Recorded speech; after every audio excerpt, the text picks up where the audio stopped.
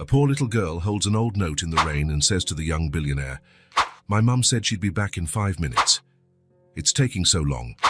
But when he reads what's written on the note, he is shocked. The rain fell softly over New York that autumn night. Drops slid down the windows of the tall buildings and formed small puddles on the sidewalks. Michael Foster walked unhurriedly, his expensive suit partially protected by a black umbrella. At 40 years old, he had achieved everything the business world could offer: a considerable fortune, a penthouse apartment in one of the city's most exclusive buildings, and the respect of his peers. And yet something was missing.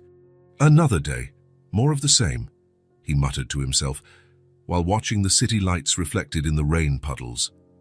His nighttime walks had become a ritual over the last few months.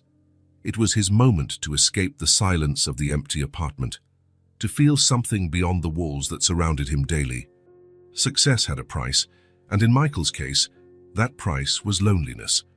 He turned onto a dimly lit corner, moving away from the buzz of the main avenues. That was when he saw her, a little girl, no more than 4 years old, sitting on the sidewalk beneath the awning of an old building. She wore a soaked red coat and clutched a brown teddy bear, just as wet as she was. Her brown curls clung to her pale face, and her eyes, Michael noticed immediately, looked far bigger than they should on such a small face. Michael slowed his pace. He looked around, expecting to see an adult, someone responsible for her. The street was deserted. "Hey," Michael called, stopping a few feet away so as not to scare her. "Are you okay?" The girl looked up. There were no tears, just an expression of someone too tired of crying. "I'm waiting," she replied in a voice as small as she was. Michael moved a bit closer and crouched down, holding the umbrella over both of them. "Waiting for who?" "Mom said to wait 5 minutes and she'd be right back. She's taking too long." It was then that Michael noticed the crumpled, soggy piece of paper in the girl's hands. It was a note, written in pen that had blurred in the rain but was still legible. "Please take care of my girl. I don't have the means to raise her. I hope someday she can forgive me." A lump formed in Michael's throat. He looked around again, more carefully this time. No sign of anyone moving, no indication that someone was watching or planning to return. "What's your name?" he asked, keeping his voice calm. "Emily." "Emily? That's a pretty name." "I'm Michael." The girl hugged the teddy bear closer to her chest. "Mr. Chocolate is cold," she said, looking at the soaked toy. Michael felt something break inside him. A child abandoned in the rain with only a teddy bear for company. What kind of person would leave a little girl like this? "Emily, have you been here a long time?" She shrugged, a surprisingly grown-up gesture for someone so small. The sun went away, at least a few hours then. Michael glanced at his watch, almost 9 p.m. The temperature kept dropping. Michael studied Emily's face more closely. Despite the cold and the situation, there was no panic in her eyes, only a resigned acceptance that no 4-year-old should know. Her tiny fingers clutched the note as if it were a talisman. "Are you hungry?" he asked. Emily nodded slightly. "Mom said she'd bring food." Michael took a deep breath. The proper thing would be to call the police or social services. That was the standard procedure, what any sensible person would do. Emily would be taken to a temporary shelter while the authorities searched for her mother or relatives. That was the protocol. But something in Emily's gaze made Michael hesitate.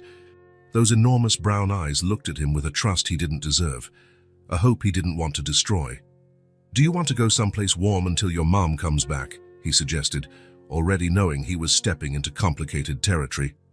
Emily looked at the note in her hands, then at Michael, as if evaluating whether he was a good candidate to fulfill the request written there.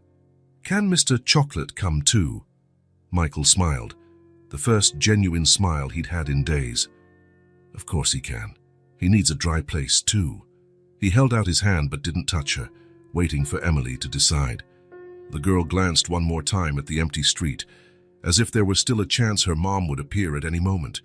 Finally, she placed her cold little hand in Michael's. The touch of that small, cold hand was like an electric shock. In that moment, Michael realized he had taken on a responsibility that would change everything. "Let's go," he said, helping her stand. "We'll get you and Mr. Chocolate some dry clothes." A few blocks away, Michael hailed a cab. The driver eyed the drenched child suspiciously, but the extra money Michael offered silenced any questions. In the back seat, Emily sat as close to Michael as possible, seeking warmth. "Where do you live, Emily?" Michael tried to ask, though he suspected a child so young might not know a full address. "With Mom," she answered simply. "And what's your mum's name?" "Mommy Rachel." Michael made a mental note. Rachel. It was a start. "And do you live in a nice house?" Emily shook her head. "We move a lot. Mom says it's an adventure, but I don't like it when it's cold." The cab drove through the city as the rain intensified outside. Michael was thinking quickly about the implications of what he was doing. He had no experience with children, let alone such a delicate situation, but something inside him refused to hand Emily over to the system on that cold night. "Emily, tomorrow we'll try to find your mom, okay? But tonight you'll stay at my apartment. It's a safe and warm place." The girl nodded, still clutching the soaked teddy bear. After a few minutes of silence, she spoke so quietly that Michael almost didn't hear. "Mr. Chocolate likes you." Michael felt a tightness in his chest he couldn't explain. "I like him too," he replied, while the cab headed toward the east side of the city. When they arrived at Michael's building, the night doorman looked surprised at the little girl, but a simple nod from Michael was enough to avoid inconvenient questions. In the mirrored elevator, Emily stared at her own wet reflection. "Do you live in the sky?" she asked as Michael pressed the button for the penthouse. "Almost," he answered with a smile. "You can see a lot of stars when it's not raining." Emily's eyes lit up for the first time that night. The elevator door opened directly into Michael's apartment foyer. The spacious area, with elegant furniture and artwork on the walls, felt even emptier now with the presence of little Emily. Her footsteps left tiny puddles on the light hardwood floor, but Michael didn't mind. "Let's find some dry clothes for you first," he said, noticing the girl shivering. Michael found a t-shirt that served as an improvised dress for Emily. While she changed in the bathroom, insisting she needed privacy, a concept that surprised him coming from someone so small, he set up a spot to dry the teddy bear, using a hairdryer on the lowest setting.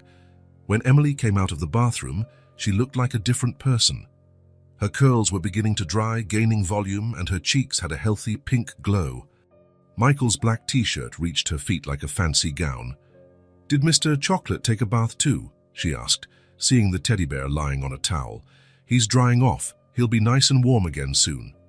Michael prepared a sandwich and hot chocolate for Emily, watching with a mix of relief and concern as she ate with the hunger of someone who hadn't seen food in a long time.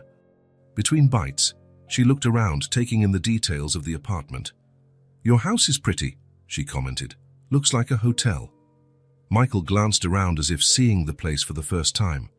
The penthouse apartment, which had cost him a fortune, suddenly seemed cold and impersonal through Emily's eyes. There were no family photos, no scattered toys, or any sign that this space was truly a home. "Thank you," he replied, feeling strangely self-conscious. After she finished eating, Emily seemed to battle sleep, her eyes growing heavy and opening again at an increasingly slower pace. "Let's find you a place to sleep," Michael said, guiding her to the guest room that had never been used. The king-size bed made Emily look even smaller as she lay down. Michael covered her with a soft comforter and placed Mr. Chocolate, now dry and fluffy again, beside her. "Michael," Emily called just as he was about to leave the room. "Yes. Do you think Mom will find us here?" The question hit Michael like a punch. What should he say? That he suspected her mother had no intention of returning, that the note indicated a deliberate abandonment. Instead, he chose a gentler truth. "Tomorrow we'll look for her, okay? Now get some rest." Emily seemed to accept the answer. Her eyes closed, and within minutes her breathing had become steady and deep. Michael stayed there, watching her sleep, feeling a responsibility he had never experienced before. Back in the living room, Michael took the damp note he had placed in his pocket. The simple words, "Please take care of my girl," carried an enormous weight. Who was Rachel, and what circumstances had led her to leave her daughter like this? Was it truly abandonment, or was there something more complicated behind it? Emily didn't seem mistreated or neglected, just lost. Michael picked up his phone, his finger hovering over the keypad. Should he call the police now, social services? He could imagine what would happen. Emily would be taken to a temporary shelter, frightened and confused. The system would take over, and he'd probably never know what became of her. No, at least not tonight. He put the phone aside and went to the window. The rain had lessened but still fell at a steady pace. Somewhere out there was Rachel, Emily's mother. What had driven her to leave her daughter in the rain with just a note and a teddy bear? Michael returned to the bedroom to check on Emily once more. She was sleeping peacefully, one hand firmly clutching Mr. Chocolate. Seeing her there, so small in his large bed, stirred a protective feeling inside him that he hadn't known he was capable of. Tomorrow he would do the right thing, take the necessary steps to locate Emily's mother or contact the appropriate authorities. But tonight, he would keep Emily safe and warm. Michael sat in the armchair in the corner of the room, watching the girl sleep. The tightness in his chest he'd felt before had turned into something else, a calm certainty that, regardless of what happened next, his life had changed forever that rainy night. And for the first time in a long while, Michael did not feel alone. Michael woke up to a gentle tap on his shoulder. He opened his eyes, confused for a few seconds, until he saw Emily standing beside the armchair where he'd fallen asleep. The digital clock on the bedside table read 11:45 p.m. "I can't sleep," she whispered, holding Mr. Chocolate. Her big eyes reflected the soft glow of the bedside lamp. Michael shifted in the armchair, still groggy from being woken up. "What's wrong?"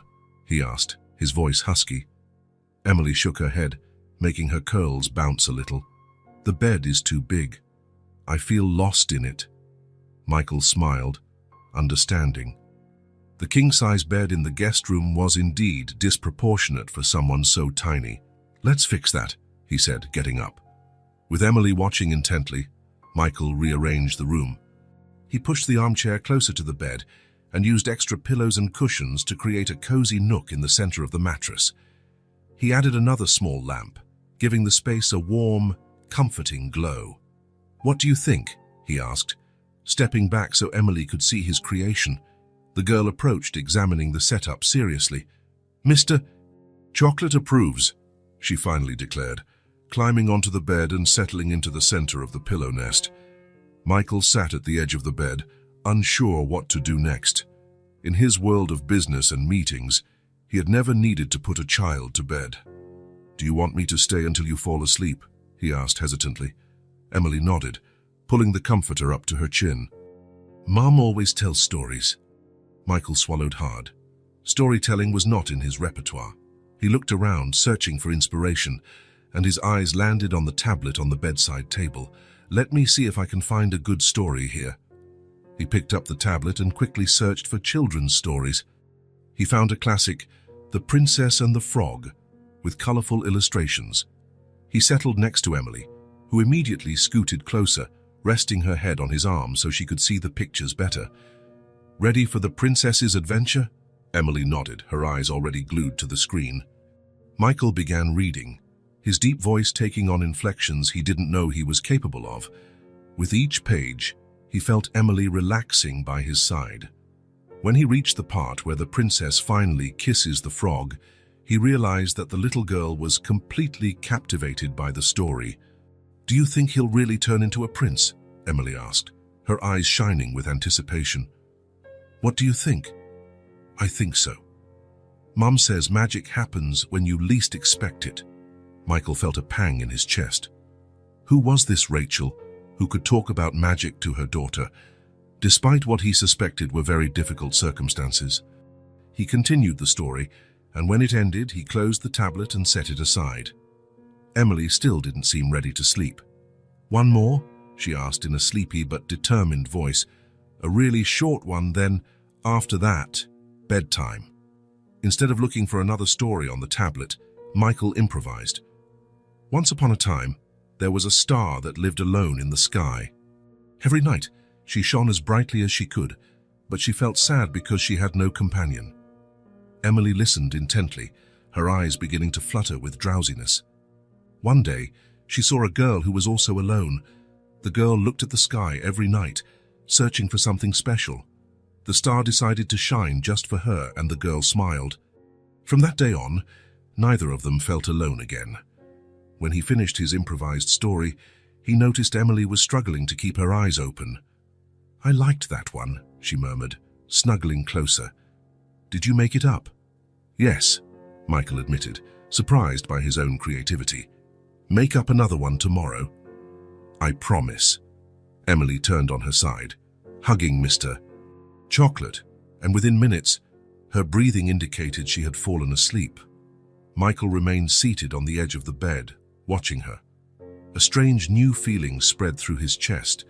This child, who just hours ago was a stranger in the rain, now slept in his house, trusting him as if she had always belonged there. Carefully, so as not to wake her, Michael stood. He intended to go back to his own bedroom, but something stopped him. What if Emily woke up in the middle of the night in an unfamiliar place? What if she had nightmares or needed something? He made a decision. Returning to the comfortable armchair in the corner of the room, he grabbed a light blanket and settled down. From there, he could see Emily sleeping peacefully in her little nest of pillows. The hours dragged on while Michael stayed awake, thinking, who was he to assume responsibility for a child? His life had always been organized around work, goals, and financial success. There was no room for surprises, much less for a 4-year-old girl with a teddy bear. Around 3 in the morning, Emily stirred in bed, mumbling something incomprehensible. Michael quickly got up, worried she might be having a nightmare. "It's okay," he whispered, adjusting the comforter around her. "You're safe." To his surprise, Emily opened her eyes briefly, looked at him, and smiled before drifting back to a deep sleep. That sleepy smile changed something in Michael. Suddenly, all his doubts seemed less important. No matter how inadequate he felt, at that moment, he was exactly what Emily needed, someone to make sure she was safe. He returned to the armchair and continued his silent vigil. Occasionally, he spoke softly, sharing thoughts with the sleeping child as if testing the words, trying out his new role. "We'll find your mom, Emily, I promise, and until then, I'll take care of you." The night stretched on, and Michael stayed awake, planning the next steps. In the morning, he would begin searching for Rachel, but would do so discreetly, without involving the authorities immediately. Something told him there was more to this story than simple abandonment. When the first ray of sunlight entered the window, lighting up Emily's brown curls, Michael realized he couldn't remember the last time he'd stayed up all night for someone. In fact, he couldn't remember the last time anyone had truly needed him. Emily stretched under the covers, still asleep, a small smile on her lips, as if she were having a pleasant dream. Michael watched her with a mix of awe and protectiveness. In less than 24 hours, this tiny stranger had turned his meticulously organized world into something entirely new. And strangely, he didn't want it any other way. Morning arrived with a clear sky, as though the previous night's rain had been just a dream. Standing in the kitchen, Michael prepared pancakes while talking on the phone with Jack Warren, a private investigator he'd once hired for corporate matters. Next to him, Emily drew at the dining table, using colored pencils Michael had found in a desk drawer. "I need maximum discretion, Jack," Michael said, flipping a pancake. "I don't want this becoming an official case before we understand what really happened." "A child left behind, Michael." Jack's voice sounded concerned on the other end.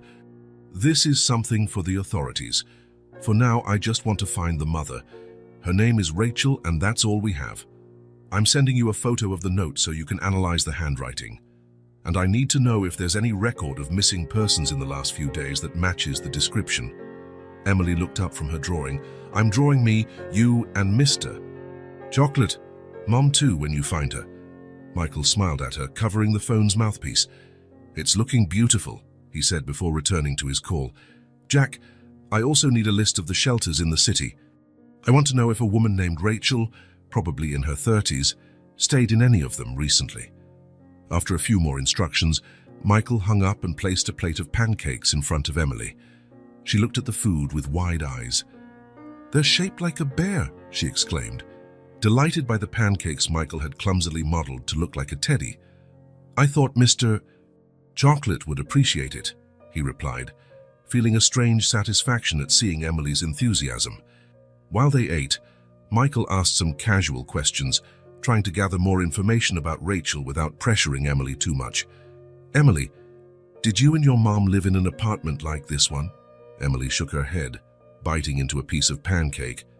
"We stayed in a hotel for a while. Before that, we were at Aunt Susan's house, but she got mad and we had to leave." "Aunt Susan?" Michael asked, trying to maintain a casual tone. "Is she your mom's sister?" "I don't know. She let us sleep there when it was cold." Another piece of the puzzle, possibly no close family, only acquaintances who offered temporary help. After breakfast, Michael made a few more calls, this time to contacts in social services and charitable institutions. Using his influence and promising generous donations, he managed to get some people to check their records without asking too many questions. Meanwhile, Emily explored the apartment, always carrying Mr. Chocolate. For a child who probably had never seen so much space, she acted with respectful curiosity, asking permission before touching anything. "Michael," she called, standing by the window that led to the balcony. "Can I look outside?" He led her onto the sheltered balcony, lifting her so she could see the city below. Emily was fascinated by the view, pointing out buildings and tiny cars on the streets. "Mum would like it here," she said after a few minutes. "She always says that one day we'll live high up, near the clouds." Michael felt a tightness in his chest. What had happened so that a mother who spoke of dreams with her daughter ended up leaving her alone in the rain? After lunch, while Emily took a nap, Michael received the first pieces of information from his contacts. A women's shelter downtown confirmed that a woman named Rachel, accompanied by a small child, had stayed there a few nights the previous month. "Desperate situation, but very caring with the daughter," the report read. They had left without warning, as many did. Jack also sent an initial report. There were no missing person records matching Rachel's description, and preliminary analysis of the note suggested it was written hastily, likely under emotional distress. When Emily woke up, she found Michael in the living room, lost in thought. "Let's play," she asked, rubbing her sleepy eyes. Michael realized he had no children's toys at home, only Mr. Chocolate that Emily had brought. "How about we go buy some toys?" he suggested, thinking that getting out of the house would be good for both of them. Emily agreed excitedly, but before they left her, she made a request that caught Michael off guard.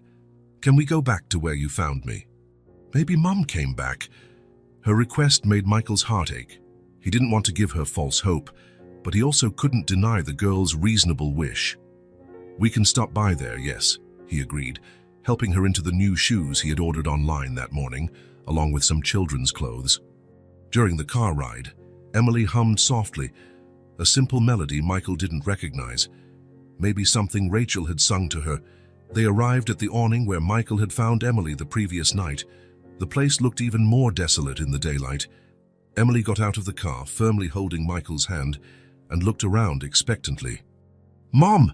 she called, her tiny voice echoing on the empty street. Michael felt his stomach sink. There was no one there, just a plastic bag drifting in the wind. They waited for almost half an hour.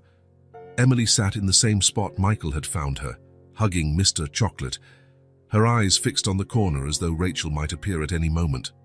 Michael sat next to her, trying to imagine what was going through the child's mind. "We didn't eat every day," Emily said suddenly, her small voice distant. "Sometimes Mom wouldn't eat so I could have the food." Michael felt a pang in his chest at the unexpected revelation. The image of a mother going hungry to feed her child formed in his mind, making the situation even more painful. "Sometimes it takes a long time for people to come back," Emily added, her voice betraying a wisdom beyond her years. Michael looked at her, impressed by her resilience. Something in her expression brought forth a memory he had kept buried for decades. "You know, Emily," he said softly, "when I was little, a bit older than you, I also waited for someone who never came back." Emily turned to him, curious. "Who?" Michael took a deep breath. He almost never spoke of this, not even with the therapists who'd tried to help him over the years. "My dad. He said he was going to the store to buy cigarettes, and that he'd be right back. I waited at the window until very late. Did he get lost? Emily asked, with a child's simple logic. Maybe, Michael answered, opting for a half-truth. All I know is that I waited for a long time. Days, weeks. I'd look out the window every time I heard a car. Emily took his hand in hers, a gesture of comfort that caught him off guard. Were you sad? Very, he admitted. And I was angry too. I didn't understand why he wasn't coming back if he had promised. Emily thought for a few seconds, her small face serious. Mum didn't promise she'd come back, she said finally. She just asked me to wait. Her observation hit Michael hard. It was true. Rachel hadn't promised to return. The note only said, "Please take care of my girl." A request, not a promise. Emily, Michael said, crouching to her eye level. I promise I'll do everything to find your mom, but in the meantime, you won't be waiting alone. Ever. I'll be with you the whole time. Emily's eyes filled with tears, the first he'd seen since he found her. Really? Michael hugged her, feeling her thin arms wrap around his neck. I promise. You'll never wait alone in the rain again. After that moment, they decided to leave the spot. On the way to the toy store, Emily seemed calmer, as if a weight had been lifted from her small shoulders. In the store, Michael watched in fascination as Emily's eyes lit up at all the options. She chose a few coloring books, building blocks, a memory game, and a doll that, after some hesitation, she decided would be Mr. Chocolate's friend. He needs company when we're not looking, she explained seriously. Back at the apartment, with new toys spread across the once pristine living room, Michael got another call from Jack. I have some information about shelters, said the investigator. Rachel, without a listed last name, stayed at least 3 different institutions in the past 6 months, always with a small child. And the most recent one, about 3 weeks ago, at a shelter called St. Mary's. According to records, she was looking for work but had difficulty because she had no permanent address or formal qualifications. Michael took notes while Emily built a tower from colorful blocks. Any official records, documents, previous address, anything? I'm checking now. What strikes me is there's no missing child report. If she abandoned her daughter on purpose, she's not showing regret or trying to find her. Michael glanced at Emily, now carefully placing the new doll next to Mr. Chocolate, formally introducing them. Keep searching, Jack. I need to understand what happened. After hanging up, Michael joined Emily on the floor, helping her build a taller tower. The ease with which she included him in her play, the trust with which she took his hand to show him something, all of it made Michael wonder what would happen to Emily when they eventually found Rachel. The thought of being separated from her caused a strange ache he didn't want to examine too closely. The following days fell into a surprisingly comfortable routine. Michael rearranged his schedule, working remotely whenever possible, and delegating meetings he couldn't postpone. Meanwhile, Emily explored the apartment and created small rituals Michael found fascinating. Breakfast always had to include something round, like the sun, she explained. Mr. Chocolate had to be put to bed before her, and Michael had to check 3 times for monsters in the closet before turning out the lights. Between calls and virtual meetings, Michael taught Emily how to make toast, fold napkins into animal shapes, and recognize constellations they could see from the balcony at night. She, in turn, taught him how to turn a cardboard box into a castle, how to make Mr. Chocolate talk in different voices, and how to do a rain dance that basically involved spinning until dizzy. On the 3rd day, as they watched a cartoon with Emily snuggled against his shoulder, Michael received a text message from one of the shelters he'd contacted. An employee remembered Rachel and confirmed she had mentioned mental health issues and financial difficulties. She sought help several times but always left before completing any assistance programs, read the note. Michael's anxiety grew with each new piece of information. The emerging picture was of a woman struggling against difficult circumstances, possibly with untreated mental health problems, trying to raise a child without family or social support. On the 5th night, after putting Emily to bed, now in a room transformed by fairy lights, colorful cushions, and a small shelf of children's books, Michael received a more detailed report from Jack. Rachel Thompson, 30 years old, history of severe depression, lost her job as a store clerk 8 months ago, evicted from her apartment 6 months ago. Since then, she's been using social services intermittently. No record of close family able to help. Emily's father isn't listed anywhere. Michael reread the report multiple times. The situation was even more complicated than he had imagined. This didn't seem like a case of neglectful abandonment, but the desperate act of someone who had reached her limit. The next morning, Michael woke up to the smell of something burning. He rushed to the kitchen and found Emily standing on a stool, trying to flip a pancake on the stove. "I was making a surprise," she explained, looking disappointed at the charred pancake. Michael laughed, turning on the exhaust fan to clear the smoke. "Let me show you the trick," he said, scooping more batter from a bowl Emily had prepared, half of it apparently spilled in the process. As he demonstrated how to flip the pancake at just the right moment, Emily watched with total concentration, as if learning the secret of the universe. "Do you think Mom will like my new room?" she asked suddenly. The question caught Michael off guard. It was the first time Emily spoke about the possibility of Rachel coming to the apartment. "I'm sure she will," he replied carefully. "You decorated it very nicely. When she comes back, she can stay in the room with me." 2 weeks had passed since Michael had found Emily on that rainy night.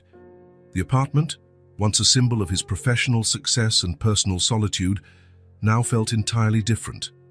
In the kitchen, once used only for reheating takeout, there was now a box of colorful cereal in the cupboard. Honey Stars, Emily's favorite, within her reach thanks to a stool she dragged around. The fridge, once empty except for drinks and leftovers, now displayed drawings held up by magnets, mostly stick figures representing her and Michael holding hands, often accompanied by Mr. Chocolate in an outsized form. Emily had established small rituals Michael watched, with a mixture of fascination and affection. In the morning, she insisted on helping set the table, placing folded napkins next to the plates like a fancy restaurant, she explained. Before bed, she demanded that Michael check under the bed for monsters, even though they both knew nothing was there. It was more about the comfort of routine.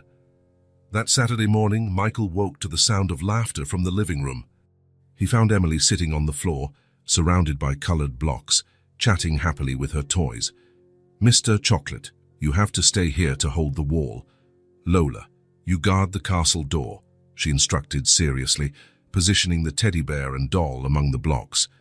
Michael watched for a moment, unnoticed, amazed at the child's ability to create entire worlds with a few toys. "Good morning, architect," he finally said, stepping into the room.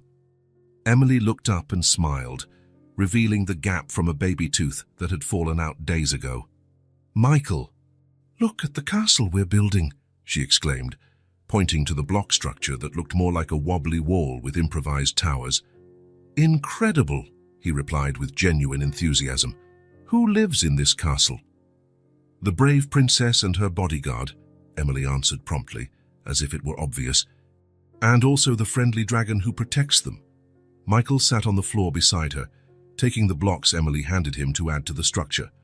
"And what's this brave princess like?"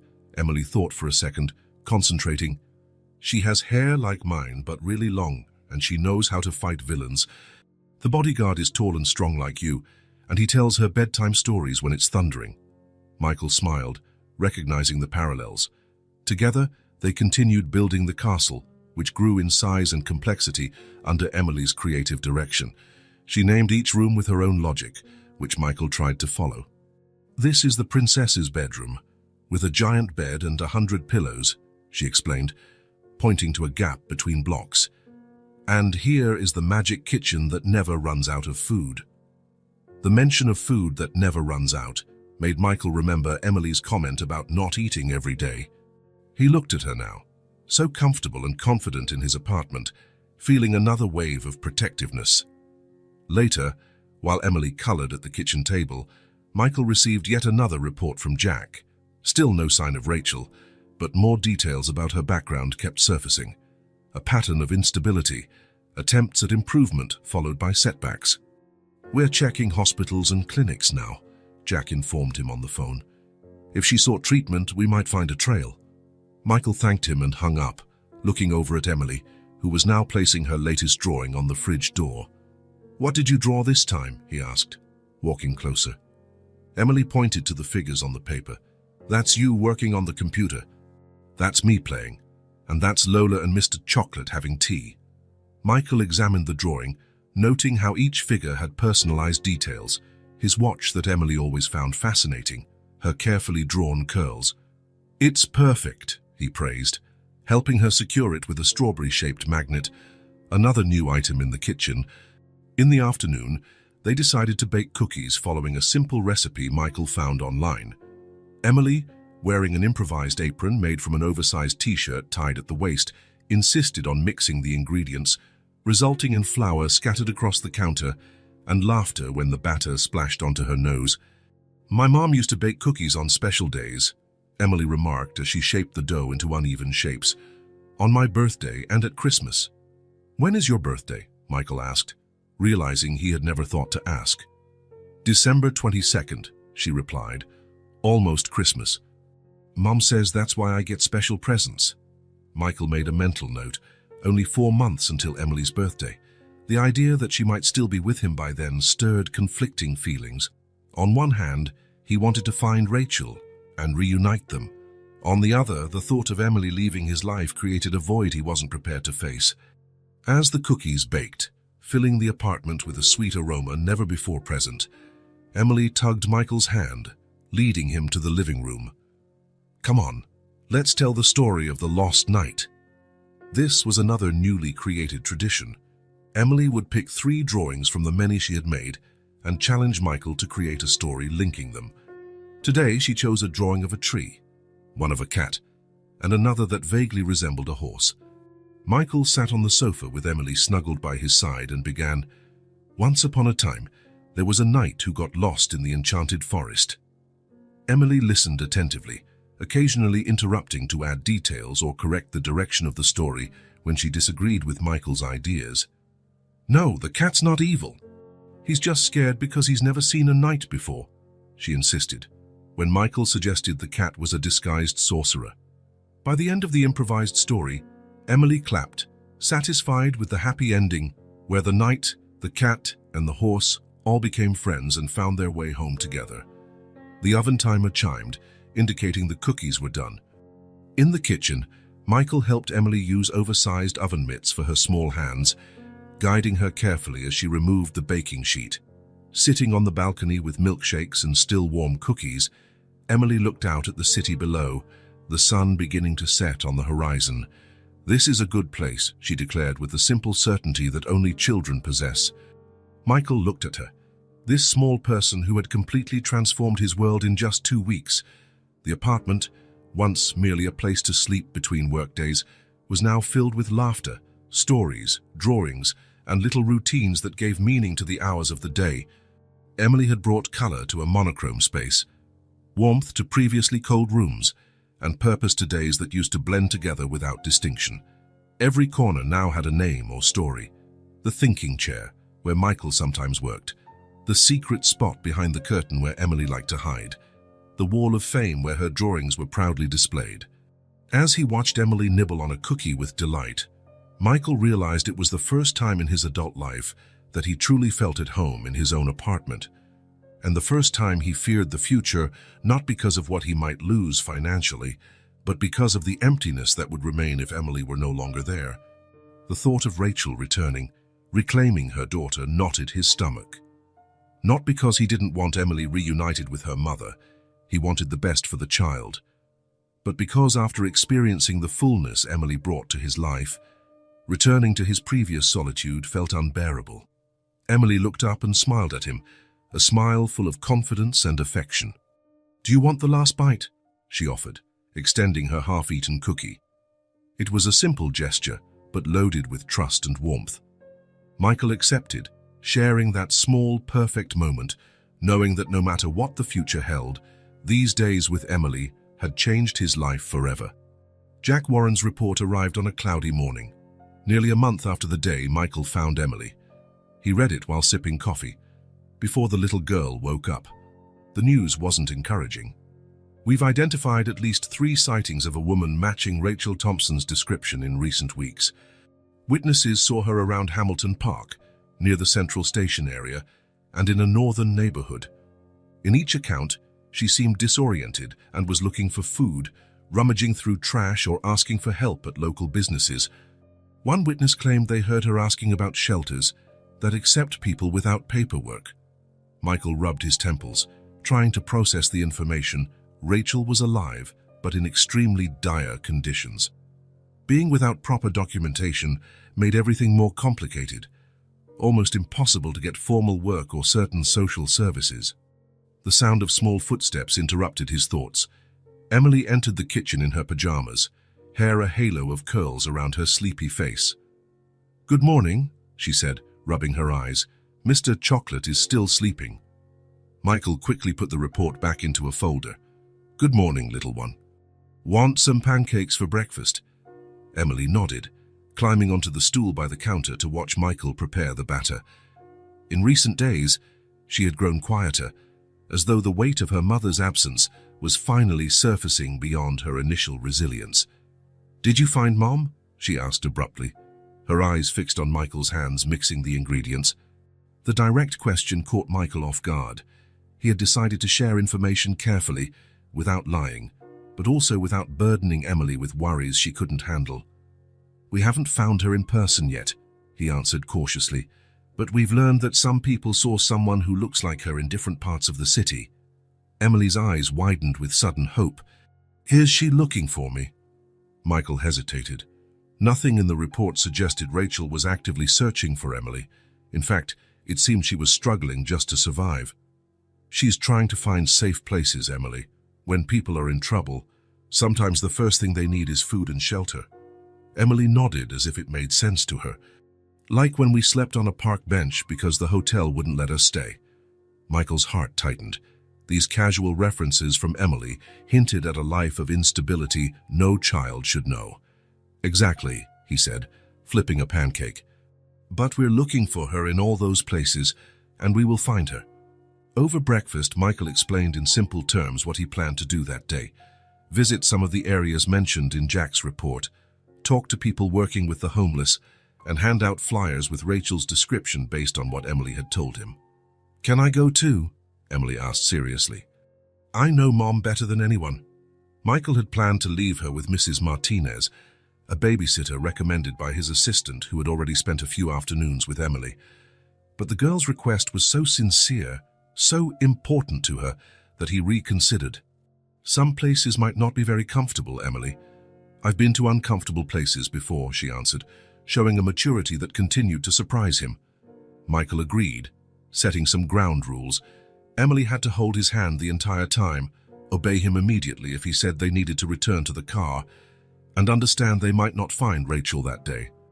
The first stops were relatively simple: community centers and charity institutions providing meals and basic services for people living on the streets.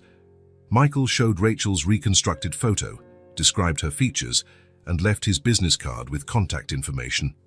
Emily observed everything in silent attentiveness, her eyes recording each detail of the places and people they encountered.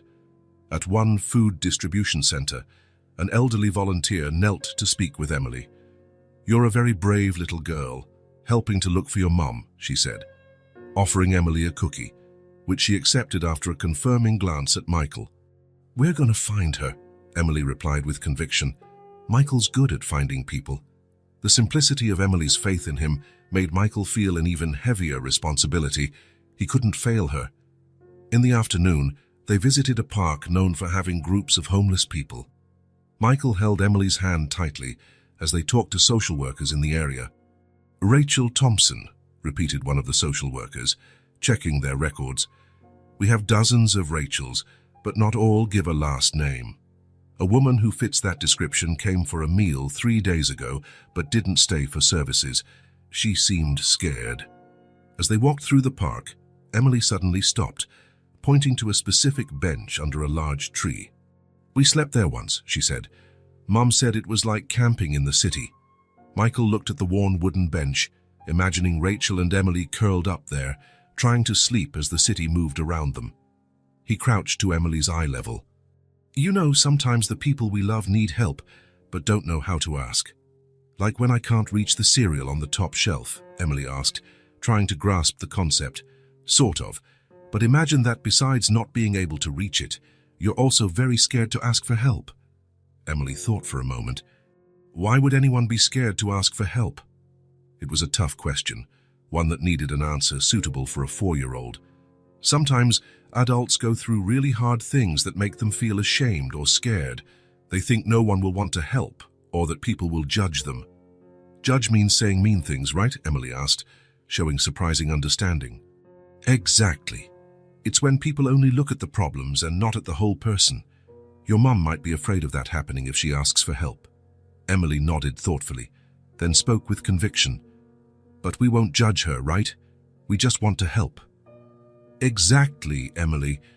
That's why we're looking for her, so she knows she's not alone. In the days that followed, Michael rearranged his work schedule to allow more time for the search. He hired 2 additional investigators to cover different parts of the city. He contacted hospitals and clinics, checking emergency admissions. Each morning began with Emily asking if there was any news, and each night ended with Michael admitting they still hadn't found Rachel. The constant "not yet" began to weigh on the atmosphere in the apartment. A week later, Emily was coloring a book at the living room table while Michael made calls. Suddenly, she stopped, pencil hovering over the page. "What if Mom doesn't want to come back?" she asked softly, not looking at Michael. The question struck at the heart of the fear Michael had been trying to ignore. He hung up the phone and sat next to Emily. "Why do you think that?" Emily shrugged, a gesture she had learned to use when she didn't want to show she was hurt. If she wanted, she would have come back already. Michael chose his words carefully. "Emily, remember when we talked about people needing help, but being afraid to ask? Your mum might really want to be with you, but maybe she's going through things that are stopping her." "What things?" "Sometimes adults get sick in a different way. Not like a cold towel, but feeling very sad or confused for a long time. It can make it hard to make decisions or ask for help." Emily fidgeted with the colored pencil in her hand, thinking, "But you'll help her get better, right? Like you did when I had a fever." Emily's faith in his ability to fix anything was both touching and frightening. "I'll do everything I can, Emily. I promise." As the days passed with no concrete news, Emily became more introspective. Her drawings, once bright and cheerful, now often featured lonely figures or rainy scenes. The bedtime ritual grew longer, with Emily asking repeatedly for Michael to check the room and stay by her side until she fell asleep. One night, under the soft light of the lamp in her star-decorated room, Emily asked the question that revealed her deepest worries. "Michael, if Mum can't take care of me anymore, do I have to go somewhere else?" Michael, sitting on the edge of the bed, felt the weight of the question. The truth was he didn't know what would happen. Legally, Emily would probably enter the foster system if Rachel was deemed unfit to care for her. Unless... "Emily, do you like staying here with me?" She nodded, hugging Mr. Chocolate. "I like it a lot. You never yell, and there's always food, and you tell good stories." Michael smiled despite the seriousness of the situation. "Then know this, no matter what happens, I'll do everything to make sure you have a safe place. If that place is with your mom, that's great. But if, for some reason, that can't happen, I'll do whatever it takes for you to stay with me. Promise?" "I promise, Emily." The girl seemed reassured by that guarantee, her eyes starting to droop with sleep. "Michael," she murmured as she was about to drift off. "Yes. I think Mom would like you." Those simple words touched Michael deeply. He stayed by Emily's side until her breathing became regular and deep, indicating she was asleep. Leaving the room quietly, he went to his office and picked up the phone. It was time to consider all possibilities. If they found Rachel, they would help her recover and reunite with Emily. But if that wasn't possible, or if it took too long, Michael had to ensure Emily remained safe and stable. He called his lawyer, waking him despite the late hour. "Scott, I need to know everything about temporary custody and possible adoption. It's complicated, but I want to be prepared for all scenarios." As he listened to the lawyer outline the legal processes, Michael glanced at one of Emily's drawings on the wall. 3 stick figures holding hands, her, Rachel, and him, under a smiling sun. It was Emily's vision of an ideal world, with the 2 people who mattered most to her, together and happy. Michael promised himself he would do everything in his power to make that vision a reality, one way or another. The call came on a Sunday afternoon, while Michael and Emily were putting together a puzzle in the living room. It was Brian Parker, a volunteer at a social outreach program Michael had contacted weeks ago. "Mr. Foster," the voice on the other end sounded urgent. "I think I found the woman you're looking for, Rachel Thompson." Michael's heart began to race.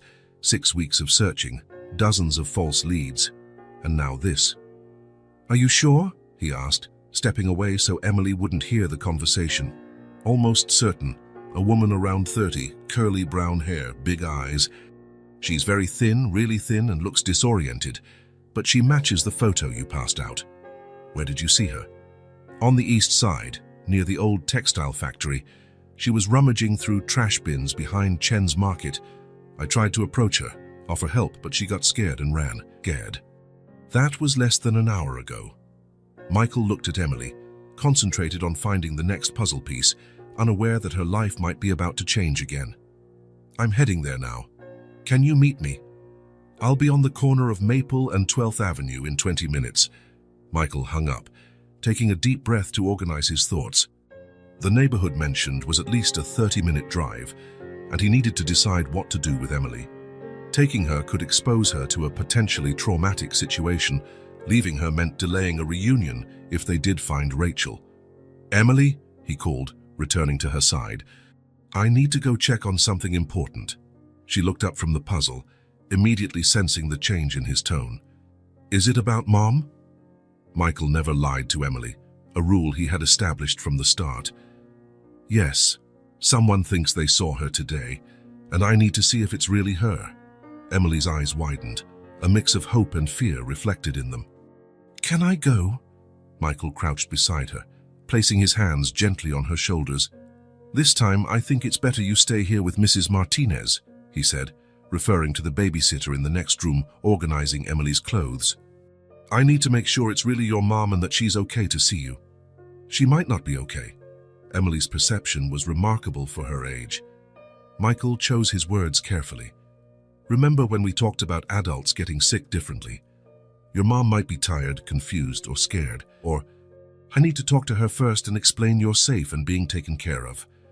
Emily was quiet for a moment, absorbing the explanation. "If it's really Mom, will you bring her here? I'll do my best, but she might need special help first, maybe a place where doctors can treat her." Michael noticed tears forming in Emily's eyes. "Will she come back for me?" she asked, her voice trembling slightly. Michael pulled her into a tight hug, feeling her small arms around his neck. "Emily, no matter what happens, I promise you will always have a safe place, whether with your mom, once she's better, or here with me. You'll never be alone again." He felt Emily relax a bit in his arms. "Promise you'll tell me everything when you get back. No secrets. I promise, no secrets." Michael explained the situation to Mrs. Martinez, who agreed to stay as long as needed. Emily, though visibly anxious, tried to be brave, returning to the puzzle with forced determination. "I'm going to finish it so I can show Mom when she comes," she said, holding on to hope. In the car on the way to the meeting point, Michael called Jack Warren. "We have a concrete lead," he informed the investigator. "I'm going to check it out now. Can you alert our network and see if anyone else spotted Rachel in that area recently?" "I'll do it immediately," Jack replied. "Do you want me to meet you there?" "No, I need someone I trust monitoring Emily. She's with the babysitter, but I want you to keep an eye on the apartment. This situation could get complicated." Michael was referring to the possibility that Rachel might not be in a condition to be approached, or worse, might refuse help. After so many weeks searching, he couldn't risk losing this chance due to lack of preparation. Arriving at the designated corner, Michael spotted Brian Parker, a man of about 50 with graying hair and genuine concern on his face. "Mr. Foster," he greeted, extending his hand. "Glad you came so quickly. Please call me Michael, and thank you for contacting me. The area I saw her is 2 blocks from here." It's a tough neighborhood. Lots of people living on the streets, some drug issues, but I know it well. I've been working here for years. As they walked, Brian explained he had briefly met Rachel days earlier when she came to a food distribution. He hadn't known her name at the time, but remembered her when he saw the photo Michael had distributed. She looked very wary, didn't want to talk. She took the food and left quickly. Today I recognized her going through the trash behind the market, but when I tried to approach, she ran. How did she look? Physically, I mean. Brian hesitated, choosing his words. Honestly, not good. Very thin, dirty clothes. It seemed like she hadn't slept in days. But I didn't see signs of drug use, if that's what you're asking. It looked more like someone battling mental health issues, maybe severe depression. That matched what Michael had discovered about Rachel's history. The information was both troubling and a relief. Troubling because of her dire state. A relief because she didn't appear to be involved with substances, which would complicate recovery even further. This is the area, Brian said, when they reached a block with old buildings and a few small shops. She's often seen around here, especially near the market and the community shelter down the street. Michael thanked Brian and took his card. Please stay alert. If we find her, I might need your help convincing her to accept assistance.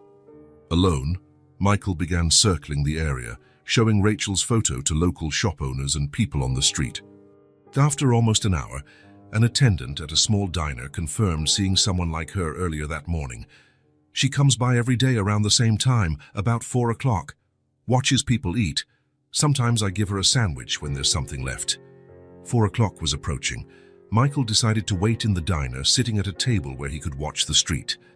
With each passing minute, his heart pounded a little faster. He was so close, almost there. So close to finding Emily's mother.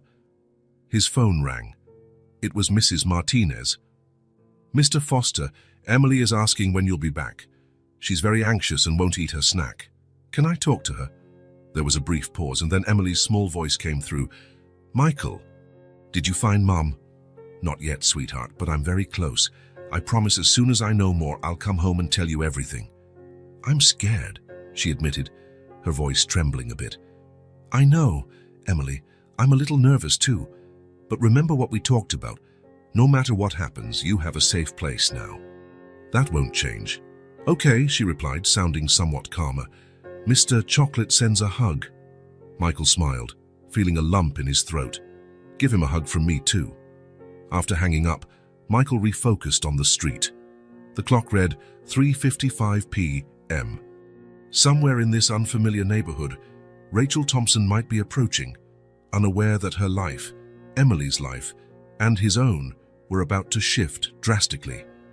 It was 4:10 p.m. when Michael saw her. She didn't appear suddenly. She was simply there, on the other side of the street, as if emerging from the shadows between buildings. Rachel walked slowly, shoulders hunched, gaze fixed on the ground. Even at a distance, Michael could see how different she looked from the image Emily had lovingly described. Her curly hair, which Emily said was as pretty as a princess's, was disheveled and lifeless. The face, in which in her daughter's memory glowed with a warm smile, was now haggard, marked by deep shadows. And her body, frail and thin, seemed lost in an oversized coat, likely a donation. Michael paid for his coffee and left the diner, crossing the street carefully so as not to lose sight of her. She had stopped beside a trash can near a small restaurant and, after a quick glance around to ensure no one was watching, began searching through discarded leftovers. The sight made Michael's stomach clench. No matter how prepared he thought he was, seeing her in that condition, reduced to rummaging in the trash to survive, was startling. He took a deep breath, remembering what was at stake. Not just Rachel's well-being, but Emily's future. He approached slowly, trying not to startle her.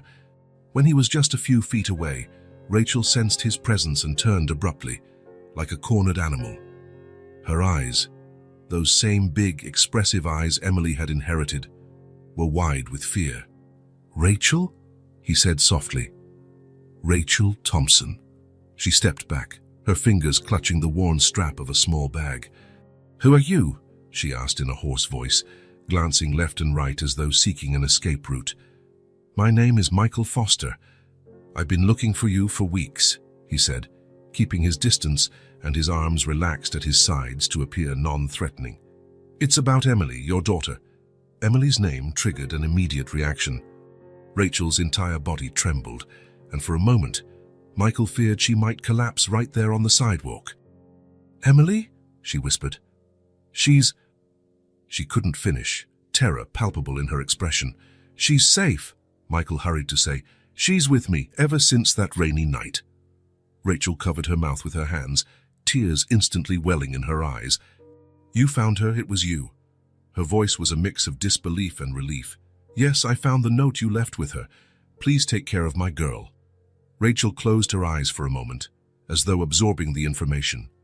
When she opened them again, there was something different about her gaze, a vulnerability that replaced the initial fear. "She's really okay?" she asked, taking a tentative step forward. "Is she eating? Is she warm? She gets so cold at night." "She's perfect," Michael assured her. "She has her own room, warm clothes, toys. She's safe and well cared for. I promise." Rachel nodded slowly, a tear sliding down her marked face. Can I see her?" The simple yet deeply complex question made Michael hesitate. Rachel noticed his uncertainty, and her face contorted with anguish. "You won't let me, will you?" Her voice rose in panic. "You took her, and now you don't want to give her back." "That's not it, Rachel." Michael took a cautious step closer. "Emily asks about you every day. But look where we are, look at this situation." Rachel looked around, as if only then truly noticing the setting. Her rummaging through garbage on a rundown street, her dirty clothes, her dire state. Painful realization dawned in her eyes. "I can't," she murmured, shaking her head. "I can't let her see me like this." "Let's go somewhere to talk," Michael suggested, gesturing toward a small park across the street. "Just talk, I promise. Emily deserves to understand what happened, and so do I." After a moment's hesitation, Rachel nodded. They crossed the street and sat on a bench in a secluded area, giving them privacy. Rachel kept her distance, fingers still gripping her tattered bag. "How is she really?" she asked as soon as they were seated. "She's amazing," Michael replied, a genuine smile forming. "Strong, smart, creative. She fills the house with drawings and stories. She talks about you every day." What does she say?" "That you used to tell her bedtime stories. That you had a secret code for hard days. That you promised someday you'd live high up in the clouds." Rachel covered her face with her hands, a sob escaping her lips. "She remembers," she muttered behind her fingers. "Rachel, what happened?" Michael asked softly. "Why leave her like that?" For several seconds, Rachel said nothing. When she finally spoke, her voice was heavy with pain. "I was losing control," she said, staring at her trembling hands. "I have issues. Depression, anxiety, sometimes something worse. I was on medication, but we had no money to keep it going. When we lost the apartment, everything spiraled." She paused, taking a deep breath. "We stayed in shelters, sometimes on the street. I swear I tried to care for her, but it got harder every day. I started hearing things, got confused. Some days, I couldn't even get up." Michael listened intently, not interrupting. Fragments of Emily's stories began to take on deeper meaning. "That night, I had a bad episode. Something broke inside me. I realized I couldn't keep her safe anymore. It was only a matter of time before something terrible happened." Rachel swallowed hard, fighting back tears. "I had to choose, either keep her with me, risking her safety, or make sure someone else could care for her better than you could at that moment," Michael finished. Rachel nodded, unable to speak for a moment. "I thought about calling social services, but I was scared. We'd dealt with them before and it was awful. Emily would be scared, maybe separated from me forever. So I had this idea." She bit her lip. "Waiting in a nice neighborhood, hoping a decent person would find her." "Were you watching?" Michael asked, remembering how he found Emily alone in the rain. "From a distance. I was hiding, watching. I saw you stop, saw how gently you spoke to her. You looked well dressed, like a good person. When you two got in the cab, Her voice faltered. "I fell apart." Silence settled between them, heavy with the weight of her revelation. It wasn't careless abandonment, but a devastating choice made by a desperate mother. "Rachel, I'm willing to help," Michael said firmly. "Not just Emily, but you too. I have resources. I can provide medical treatment, housing, whatever you need to get back on your feet." Rachel looked at him with distrust. "Why? Why do you care?" "Because I met your daughter," he replied simply. "And because I know that despite everything, you love her. Emily deserves to have her mom back when you're ready." Rachel studied his face, searching for signs of deception. Finding none, she asked in a trembling voice, "How would that even work?" "First, you need medical care. I know a private clinic that handles cases like yours. You'd stay there until you're stable. After that, we can talk about housing, a job, and gradually reuniting you with Emily." Rachel closed her eyes, as if trying to picture the possibility. "If I had another chance," she murmured, "I swear I'd never leave her again. Never." "Then let's start that chance right now," Michael said, offering his hand. After a moment's hesitation, Rachel took the hand he offered. When Michael returned to the apartment that night, he found Emily still awake, anxiously waiting on the couch with Mr. Chocolate clutched to her chest. Mrs. Martinez had tried to put her to bed, but Emily insisted on staying up for Michael. "Did you find Mom?" she asked immediately, her big eyes locked on him, searching for answers before he could speak. Michael thanked the babysitter, who discreetly left, and sat beside Emily on the couch. How could he explain something so complex to a 4-year-old? "Yes, I found her," he said at last, watching Emily's eyes light up. "And she asked a lot about you. Is she coming to see me?" The hope in her voice was palpable. Michael took a deep breath, choosing his words carefully. "Emily, remember when we talked about adults getting sick in a different way? Your mom is like that right now. She needs special help before she can be with you again." Emily's face filled with concern. "Is she really sick?" "She's tired and confused. The kind of sickness she has makes it hard to think clearly sometimes. But now she's in a place where doctors are helping her, and she'll get better in time." Emily pondered this, brow furrowed in concentration. "She left me because she was sick." The direct question caught Michael off guard, but he had promised not to lie. "Yes, she told me it was getting harder and harder to take care of you. She was afraid she couldn't keep you safe." Michael took Emily's small hands in his. "Your mum loves you very much, Emily. She loves you so much that she did the hardest thing a mum can do.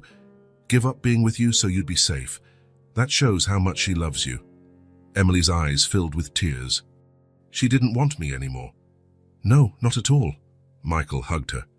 "She wanted you so much that she chose the hardest option to protect you. That's how much she loves you." Emily was quiet for a moment, processing. "Will she get better?" she finally asked in a small voice. "It'll take some time, but yes, she will. And you know what she asked me to tell you. That if she could go back in time, she'd never have left you that night.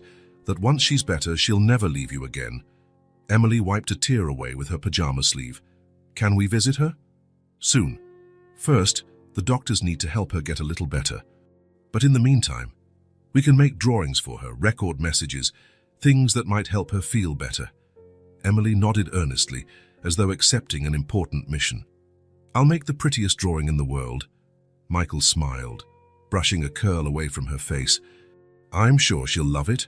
Emily leaned against him, seeming lighter now that she knew her mother had been found. After a few minutes of comfortable silence, she looked up at Michael. "Michael?" Her voice was almost a whisper. "Yes. Is it forever now?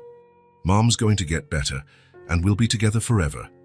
The question, asked with such innocent hope, struck Michael deeply.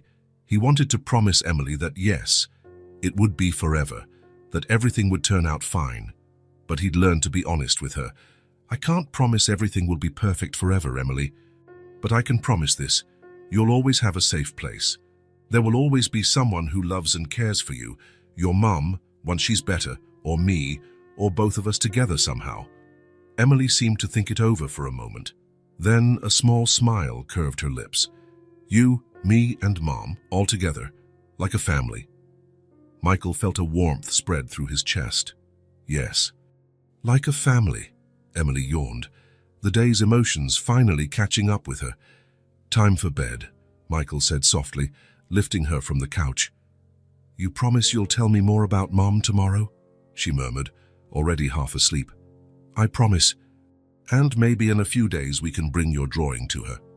In Emily's room, Michael tucked her gently into bed, adjusting the comforter around her and placing Mr. Chocolate at her side. He sat at the edge of the bed, watching as she struggled to keep her eyes open. "You know what else your mom told me?" he said, smoothing her curls against the pillow. "That you're the most important thing in the world to her. All she wants is for you to be happy." A faint smile appeared on Emily's sleepy face. "She's important to me too," she whispered, and then she finally fell asleep. Michael remained there for a while, gazing at Emily's peaceful face. The day had been an emotional roller coaster. Finding Rachel in that condition, hearing her heartbreaking story, starting the process of admitting her to the clinic. But despite everything, there was hope. A difficult road ahead, no doubt, but a road that could lead to something better for all of them. He got up carefully so as not to wake her and went to the window, looking out at the lights of the city. Somewhere out there, in a hospital room, Rachel was beginning her journey to recovery. A journey that, if successful, could reunite mother and daughter. As for him, Michael wasn't sure what his role would be once it was all over. But he knew one thing for certain: his life would never be the same after Emily. And now, after Rachel as well, the family Emily had envisioned, the three of them together, seemed like a distant idea, almost impossible. But who knew? In a world where a small child abandoned in the rain could transform a lonely man's life, perhaps other miracles were possible too. In the Riverside Clinic's meeting room, Michael sat in one of the chairs around the oval table, his impeccable suit at odds with the tension on his face. In front of him, a multidisciplinary team made up of doctors, social workers, and representatives from Child Protection Services discussed Rachel and Emily's case. "After 2 weeks of inpatient treatment, we can confirm that Rachel Thompson has bipolar disorder with psychotic episodes," explained Dr. Martinez, the psychiatrist in charge of the case. "The good news is that she's responding well to the initial medication and has been actively participating in therapy." "How about her ability to resume custody of Emily?" asked the social services representative, a middle-aged woman with red-framed glasses. The doctor consulted her notes before answering. "Rachel will need at least 4 months of intensive treatment before we consider her stable enough to care for a child without supervision. After that period, we'll recommend a gradual transition, with supervised visits that increase in frequency and duration as she progresses." Michael listened intently, taking notes. The past 2 weeks had been intense, splitting his time between work, caring for Emily, and visiting Rachel at the clinic. Despite the exhaustion, he felt compelled to continue, especially after witnessing Rachel's first signs of improvement. "Mr. Foster," the social worker addressed him, "we need to discuss the legal status of Emily's custody. While you've provided a stable home for her, there's no formal documentation authorizing you to keep her in your care." Michael straightened in his chair and spoke with conviction. "I'm aware. I've spoken with my lawyers, and we're prepared to file for temporary guardianship of Emily while Rachel recovers. I have no intention of permanently separating mother and daughter.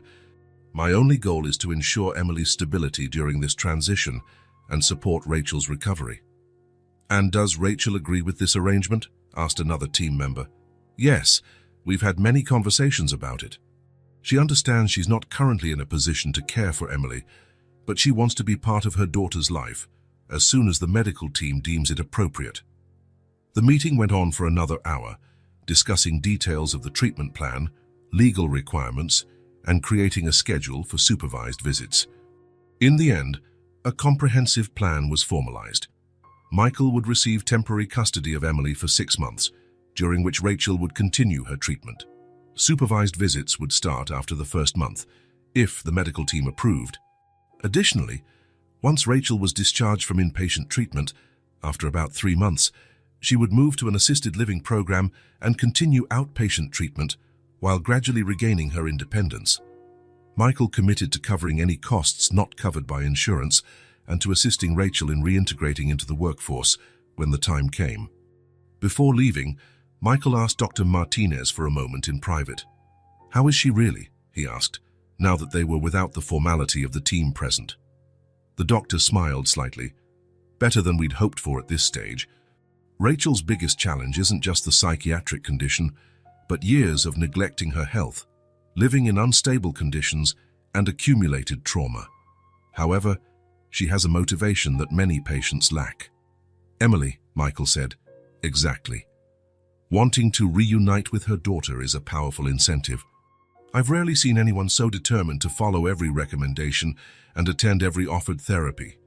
Michael felt both relief and concern. Will she be able to be a mother again? With proper treatment and ongoing support, yes, but it's going to be a process, not a one-time event. Rachel will need monitoring for years, not just months. Those words stayed with Michael as he drove back home. The commitment he was taking on was larger and longer term than he'd initially imagined. It wasn't just about helping one woman recover so she could reclaim her child. It was about rebuilding lives and, perhaps, creating new kinds of families. At home, Emily was waiting eagerly. In the past few weeks, she had frequently asked about her mother, creating drawings and small gifts that Michael delivered during his visits to the clinic. "How was the meeting?" she asked the moment he walked in, surprising him with her grasp of the situation. Michael smiled, once again amazed at the perceptiveness of a 4-year-old.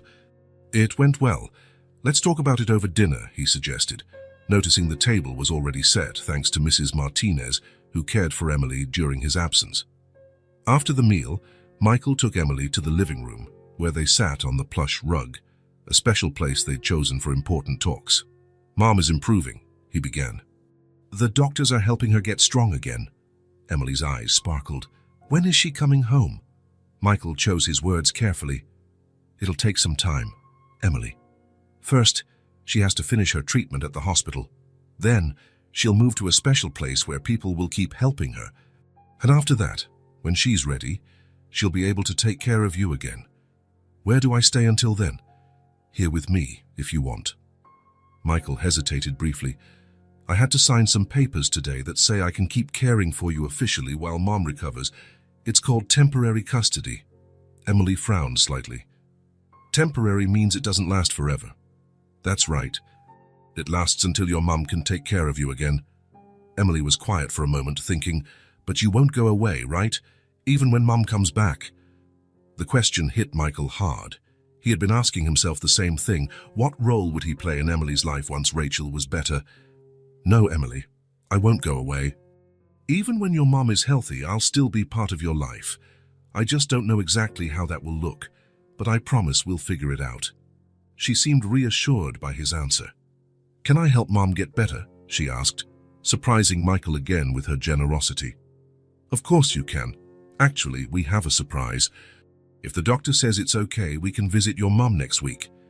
Emily's face lit up with a radiant smile that brought tears to Michael's eyes. "Really? Can I bring my drawings? And Mr. Chocolate?" "All of them." That night, as he tucked Emily into bed, Michael felt a new determination grow inside him. No matter how hard the road ahead might be, it would be worth it to see that smile again. The following weeks marked the start of a new phase. Michael reorganized his professional life, delegating more tasks and working remotely whenever possible to be present for both Emily and Rachel's treatment. Emily's first visit to her mother in the clinic was emotional and delicate. Rachel, still visibly fragile but with a healthier appearance, wept as she hugged her daughter. Emily, initially shy, soon opened up, showing drawings and excitedly recounting stories. Michael watched from a short distance, giving them space but ready to intervene if needed. "She's getting so big," Rachel commented after an attendant took Emily to see the clinic garden. "She's grown almost an inch since I found her," Michael said, sitting in the chair near the bed. "She's also doing really well in preschool." Rachel smiled faintly, though worry lingered in her eyes. "I'm afraid I won't recognize my own daughter by the time I get out of here." "That won't happen. We're making videos, taking pictures, keeping a journal for you. And now you'll see her regularly." She nodded, grateful. "Michael, I know I've thanked you before, but I need to say it again. What you're doing, Nobody has ever. Her voice cracked. No need to thank me. Emily brought something into my life I didn't even know was missing. And seeing you two together today only confirms we're on the right track. In the weeks that followed, Michael worked tirelessly on the next steps. Using his business contacts, he secured a promise of employment for Rachel in the administrative department of a non-profit that helped single mothers. The position would be available once she was ready to work, offering flexible hours and an understanding environment.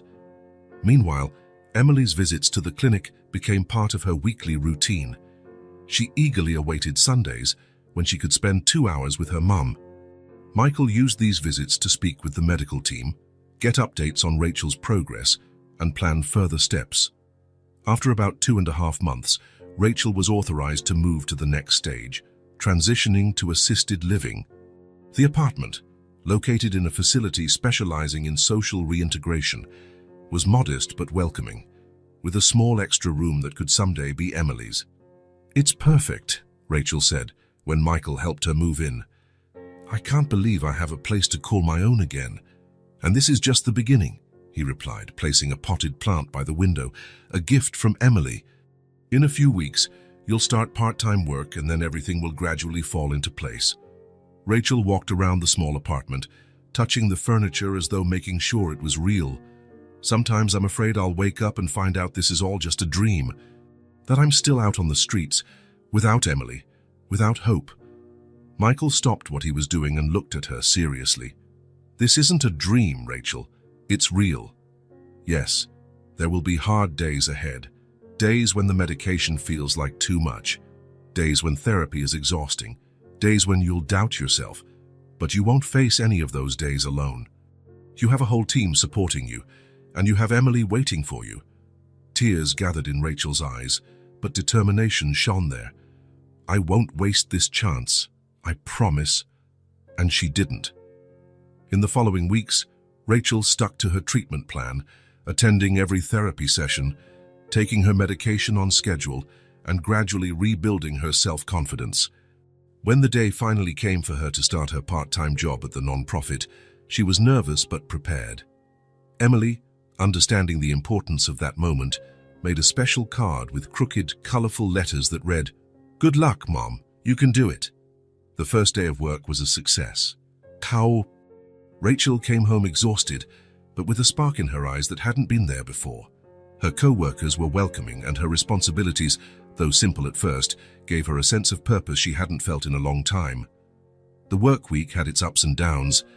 One day, her anxiety nearly kept her from leaving the house, but with her therapist's support and a reassuring call from Michael, she overcame it. At the end of that first week, the foundation organized a small ceremony to officially welcome the new employees. Michael and Emily were special guests. The girl, wearing her best dress, held Michael's hand tightly as they entered the building. Rachel waited for them at the reception area, dressed in new clothes and sporting a simple hairstyle that highlighted her natural curls, the same ones Emily had inherited. "You came," she said, a nervous smile on her lips. "Of course we did," Michael replied. "This is an important day." During the brief ceremony, each new employee received a symbolic certificate and a brooch with the organization's logo. When Rachel's name was called, Emily squeezed Michael's hand in excitement. Rachel stepped onto the small stage, received her certificate, and upon returning to her seat was greeted by a tight hug from Emily. "I'm so proud of you, Mom," said the girl, repeating a phrase she had probably heard from Michael at some point. Rachel knelt to hug her daughter properly, their eyes meeting Michael's over Emily's curls. There was gratitude in that look, but also something more, a connection that transcended the circumstances that had brought them together. After the ceremony, the three went to a nearby ice cream parlor to celebrate. Emily, seated between Rachel and Michael, chattered excitedly about her week at school while smearing chocolate ice cream all over her face. "I think we have a budding artist," Rachel remarked, showing Michael Emily's latest school drawing. "No doubt," Michael agreed. "Her teacher says she has a special talent for colors and composition. Her words, not mine." Rachel smiled, a smile that reached her eyes for the first time since Michael had met her. "Thank you for noticing these details. for knowing her so well. Emily, oblivious to the adults' conversation, was busy scraping the last bits of ice cream from her bowl. When she finished, she looked at them, face covered in chocolate. "Can we do this again next week?" she asked, her eyes shining with hope. Michael and Rachel exchanged glances. "I think we can try to make this a Friday ritual," Michael suggested. "What do you think, Rachel?" "I'd love that." She hesitated a moment. "If it's not too much trouble for you." "Not at all." "Emily loves Friday ice cream, don't you?" The girl nodded vigorously, smiling to show the gap from a recently lost baby tooth. At that moment, sitting in a modest ice cream shop, they almost looked like a normal family. Not a traditional one, to be sure, but a group formed by extraordinary circumstances and united by genuine love for a 4-year-old girl. On the ride back, Emily showed signs of fatigue, her eyes heavy as she settled into her car seat in the back. Within minutes, she was fast asleep. "She always falls asleep in the car," Michael noted softly, adjusting the rearview mirror to see Emily. "Some things never change," Rachel smiled nostalgically. Ever since she was a baby, the car's movement would put her right to sleep. A comfortable silence settled between them as Michael drove. When they reached the assisted living complex where Rachel lived, she hesitated before getting out. "It was a really special day, the first of many, I hope." "I'm sure it will be," Michael said. "You're doing great, Rachel. It's impressive how far you've come in such a short time." She nodded, looking at her sleeping daughter. "It's for her. Everything is for her." Michael realized that wasn't entirely true. "It has to be for you too, Rachel. Emily needs a mom who values herself, who takes care of herself, not just of her." Rachel absorbed his words, reflecting, "You're right. I'm learning that in therapy, that I can't be good for her if I'm not good to myself first." She opened the car door. "Thank you for today, Michael. For everything." After dropping Rachel off, Michael drove back home with Emily, still dozing in the rear seat. He thought about how much things had changed over the past few weeks. What began as a desperate search for a missing mother had turned into a support network, a recovery plan, and, perhaps most surprisingly, a form of unconventional family. Glancing at Emily in the rearview mirror, Michael realized he never could have imagined that a child found on a rainy night would transform his life so completely.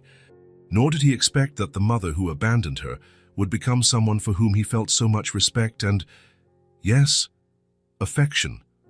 The future was still uncertain. Rachel's path to recovery would be long and likely fraught with obstacles. The custody arrangements would eventually need revisiting, and Michael's own role in both their lives would continue to evolve. But in that moment, driving through the city with Emily sleeping soundly in his care, Michael felt a certainty he had rarely experienced. Whatever challenges lay ahead, they would face them together, not as a conventional family, perhaps, but as people who had chosen to care for each other, something stronger than mere coincidence. When they arrived home, Michael gently carried Emily to her room. As he pulled the comforter over her and placed Mr. Chocolate at her side, he thought about the promise he had made her weeks ago, that she would always have a safe harbor. Looking at Emily's peaceful face, asleep amidst the curls so reminiscent of Rachel's, Michael knew he would do anything to keep that promise. And now it extended not just to Emily, but to the mother who was fighting so bravely to rebuild her life. On the bedside table lay Emily's most recent drawing, 3 stick figures under a smiling sun, a small one between 2 taller ones, all holding hands. Below it, in a child's handwriting, were the words, "My family." Michael smiled, switched off the light, and gently closed the door. Yes, a family. Not a conventional one, not planned, but a real one. And that, he thought, was all that mattered. The seasons changed, winter passed, and spring brought new colors to the city. 8 months after Michael's encounter with Rachel, the day everyone had been waiting for finally arrived. In the clinic's meeting room, sitting around the table, were Michael, Rachel, Dr. Martinez, and a social worker. "It is with great pleasure that we officially confirm Rachel is now fit to assume full custody of Emily again," announced the social worker, stamping the final paperwork in front of her. "The progress we've witnessed over these months is truly remarkable." Rachel clasped her hands together, trying to contain her emotions. Wearing simple but neat clothes, with well-groomed hair and a calm expression, she was almost unrecognizable from the desperate woman Michael had once found searching through trash. "Thank you," she said, her voice steady. "I know many people doubted we'd get here, including me at times." Dr. Martinez smiled. "You did the hardest work, Rachel. You faced your demons, stuck to the treatment, and rebuilt your life step by step. Most of the credit goes to you." Michael watched with mixed feelings. On one hand, he was genuinely happy for Rachel's progress and the chance for Emily to grow up with her mother. On the other, he couldn't deny a pang of sadness when he thought about how his own routine would change. For months, his life had revolved around Emily, and the idea of not seeing her every day left a void he didn't want to acknowledge. "Michael has been crucial in this process," Rachel said, as though sensing his thoughts. "Without him, none of this would have been possible." "That's true," the social worker agreed. "Which is why the transitional plan you both proposed makes a lot of sense. Emily will primarily live with Rachel in her new apartment, but continue to have regular contact with Michael, including alternating weekends." That arrangement had been Rachel's idea. Instead of a sudden separation, she proposed a transition allowing Emily to maintain her bond with Michael, acknowledging the vital role he had assumed in her daughter's life. After the meeting, Michael drove back to his apartment, where Emily waited excitedly with Mrs. Martinez. She had been prepared for the move, but this was the official day her mother would come to pick her up, starting a new chapter. "She's repacked her bag 3 times, the babysitter said with a grin. "She's very excited." Emily ran to Michael as soon as she saw him come in. "Is Mom coming soon?" she asked, her eyes shining with anticipation. "In a little while," he answered, kneeling down to her level. "She went to buy some flowers to celebrate this special day." Emily smiled, revealing the brand new teeth that had replaced some of her baby teeth in recent months. "Michael, you're going to visit us, right?" she asked, a flicker of worry crossing her face. "Of course I will. Remember what we talked about. You'll live with your mum, but you'll come spend weekends with me and I can visit you both whenever I want. It's not goodbye. It's just a different way of being together." Emily seemed to process the information, nodding slowly. "Like when Mom was in the hospital but we still saw her." "Exactly," Michael confirmed, again struck by her understanding. The doorbell rang, announcing Rachel's arrival. Emily dashed to the door while Michael stood up, taking a deep breath to steady his emotions. Even with all the preparations, this moment was not easy. Rachel entered carrying a small bouquet of colorful flowers. She wore a simple dress that showed off her regained health, cheeks filled out, posture upright, eyes alert and clear. She was unrecognizable compared to the woman Michael had first encountered those months ago. "I brought something for you," she said, handing the bouquet to Emily. "To celebrate our new beginning." Emily took the flowers carefully, then set them on the table so she could properly hug her mother. Rachel wrapped her arms around her, closing her eyes for a moment, as if she wanted to memorize every detail of this instant. When they let go, Rachel knelt in front of Emily, holding her small hands. "Emily, I know we've talked about this, but I want to say it again, looking into your eyes," she began, her voice tight with emotion. "I'm so sorry I left you that rainy night. It was the hardest choice I've ever made, and my heart broke when I walked away. I was sick and scared I couldn't keep you safe." Emily listened closely, her big eyes locked on her mother. "But now," Rachel continued, tears rolling down her cheeks, "I promise I will never leave you again. I will take care of you with all the love in the world, every single day. And if I ever start feeling bad again, I know exactly what to do to get better so we can stay together." Emily touched her mother's face, gently wiping away a tear. "It's okay, Mom. Michael said you were sick, but now you're better." Rachel nodded, looking momentarily at Michael with gratitude. "Yes, I'm better now. And we're going to be okay, you and me, and Michael too, because he's part of our family now." After a few minutes for Emily to gather her last belongings, including, of course, Mr. Chocolate and his friend Lola, they were ready to leave. Rachel had rented a comfortable apartment just 15 minutes from Michael's place, making it easy for the frequent visits they planned. At the door, Rachel turned to Michael. "There aren't enough words to thank you," she said, her voice trembling with emotion. "You didn't just look after Emily. You gave me a second chance when even I didn't believe I deserved one. You saved not just one life, but two." Michael felt a lump in his throat. "You both saved mine, in a way," he replied sincerely. "Before Emily, I had a house, not a home. Money, not purpose." Rachel embraced him, a hug that conveyed a gratitude beyond words. When she pulled away, her eyes shone with restrained tears. "We'll always be part of each other's lives now. Emily needs both of us." Emily, watching the two, tugged her mother's hand. "Is it forever now?" she asked softly, looking from one to the other. "Are we going to be a family forever?" Rachel lifted her daughter into her arms with a strength she hadn't possessed in a long time. "Yes, my love," she answered, tears now flowing freely. "Now it's forever." Michael stepped closer, wrapping both of them in an embrace. It wasn't just the end of a difficult journey, but the beginning of a new life for all three. A family forged not by blood or convention, but by the storms of life that bound them in ways none could have foreseen. As he watched Rachel's car drive away, Emily waving excitedly from the back window, Michael felt a peace he had never known before. The apartment would be empty tonight, but his heart, strangely, was fuller than ever. Because sometimes, the family we find along the way is just as important as the one we're born into. And sometimes, in the darkest and rainiest nights, we find the light that will illuminate the rest of our lives, forever.